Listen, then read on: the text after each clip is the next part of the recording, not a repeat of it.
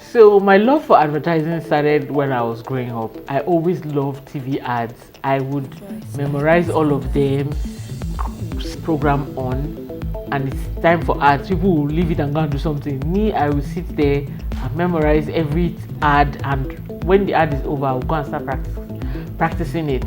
So it's something I've always loved. I remember the planter. Mommy loved breakfast time is planter time. Planter. That was one of my favorite ads, and I don't know where that brand is right now, but that's not the main. But that's where the love for advertising started. And so when I started my program with Pan Atlantic University, we started to talk about advertising. I've always loved marketing. That was the course I always used to score the best grades in. Marketing, I would sleep on that course as if that's the only thing I'm doing in school. Then I started my postgraduate studies and I started to learn more about advertising, marketing. I was getting intrigued. Then the real thing happened when I did my internship with DDP Lagos. I then understood what it was to run an ad, to the process. It was mind-blowing. That was when I realized that all those advertisements, all of them are not family members, because I used to think when I was younger that like the planter ad, it was a family that they just went there, said, hey, are you guys for? Okay, let's do this ad here. That's what I thought adverts were. So working in DDB, it opened my eyes to seeing advertising in a beautiful light. I was so impressed. I was blown. The creativity, the way they were expressing their ideas, it was just amazing. And so I decided that since I was coming back to Warri, I would do something like that here. I got the idea from my friend, Mr. Victor. When I wanted to venture into outdoor advertising, I spoke with him. So we're rubbing minds on what is the best market entry product for outdoor advertising. And so he brought up that solution and we rubbed minds and we had several meetings, and then we decided that that would be the best one. Since it's new and it's fresh, the aesthetics is pleasing, the color, and it to also read those wooden ones that are on the way on the road, you know. So when we talked about it for a while, we decided on that, and then we went on with it. So it's first of its kind here, and we were at our testing phase to see how the market will accept it. I saw those beautiful boards that were placed from pole to pole, and I was thinking it's privately owned. So after some time, I just felt advertising using these boards would be a very beautiful idea. So I walked up to one of the boards. There was a number attached to it, and I looked at the number, I picked it, and I called the owner. A lady answered from the other end, and we talked, and I decided to use it. To be honest, this 3 feet by 4.5 feet billboards are the solution to offline awareness for small businesses. I think it's an awesome idea, very awesome. Proud to this time, you see advertisements in Warri particularly is disorganized. You have big boards and everything scattered everywhere, banners on the road, making our city untidy. But with the advent of these rich media boards, it has changed. And quite apart from adding beauty to our environment, I think it's beautiful because when you advertise with rich media, you're actually putting yourself, you're actually imprinting your message in people's mind. From every pole to pole, they are seeing the same message they are seeing the same message being repeated. And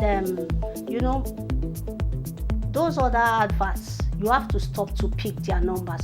But this one, you're driving, let's say you pick 080, you go to another pole, you pick another digit, you go to another one. Before you get to the end of your journey, you've picked all the digits, and it's actually fun. It's beautiful. You can't expect a small business of that range, whose profit is maybe 20,000 a month or 30,000, depending on the scale of their business, to go and rent a very big board to advertise. But they need to get their product out there. People need to know that, oh, I'm a small business in a little cranny. You need to patronize me. How do I get that business out? It's by providing a smaller solution that is cheaper and still has as much reach as the bigger ones. And so we decided to place these boards for small business who maybe can budget 5k a month, that's 5,000 Nigerian naira a month for their business advertising. So imagine a business of like 50,000 naira budgeting 5,000 naira a month for advertising. That is to say that the business is well positioned. It shows that they are following the latest business strategies to grow their businesses, and this is happening right here in Warri.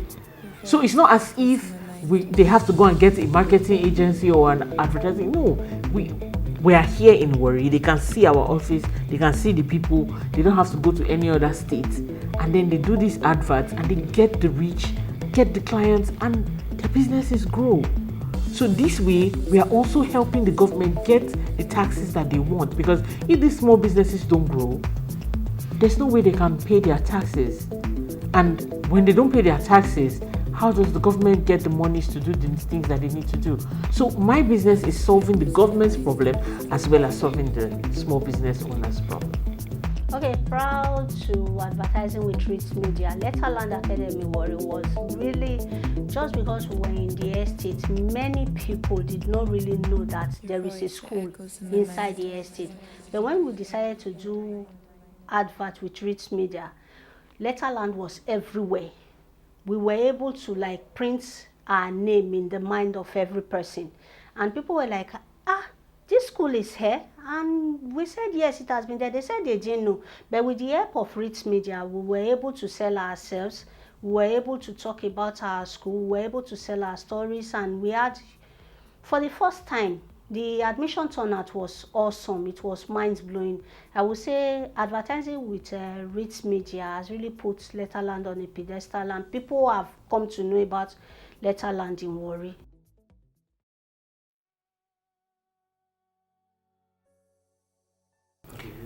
I think we truly need to get rid of this thing where somebody feels that they need to settle them before we place the boards. We're a business. We will not just walk up to the road and start to place boards. We follow the necessary process. We paid the necessary fees. Yet, regular people walk up to us and tell us that we haven't done that. We should come and pay them. So how much are we? When does it end? How much will I continue to pay? And when does it? It's almost like it never stops. So somebody can just be in their house one day, come up and say, "Oh, you didn't settle me," and I have to. So how do I draw the line? How do I now pay my staff? And let me quickly say that losing that client made me drop the 2 staff I had. I recruited 2 staff, a NYC copper and a full-time staff. After that incident, I lost that client because he was a big payer. I lost the client, I lost my 2 staff, and the business just went down because I also lost the motivation, because the news went round. That's another thing that these guys don't understand. When the news went around, any other person that was following up, they were always making reference to that story, that community people will come and harass me. Community people will come and harass me. So I was like, what are you guys saying? Are you trying to say that I cannot have a business just because there's a set of people called community? I mean, and then tomorrow we will say that, oh, there are no jobs in our city. I employed 2 people, they were on my payroll, but I couldn't pay them because I have to make money to be able to pay them. I would also need the government, because of the money we have lost, to waive fees for us.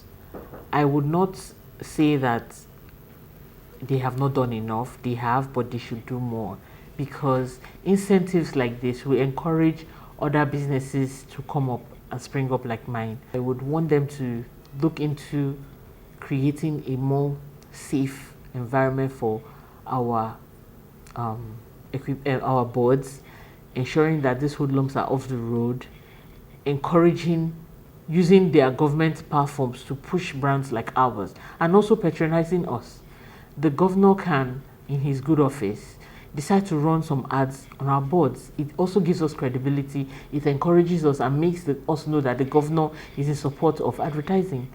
Yes, and that is a niche that I have not seen any governor, except like maybe the governor of Lagos State, who is like in every sphere of Lagos businesses. But I would like the Delta State governor to look into this.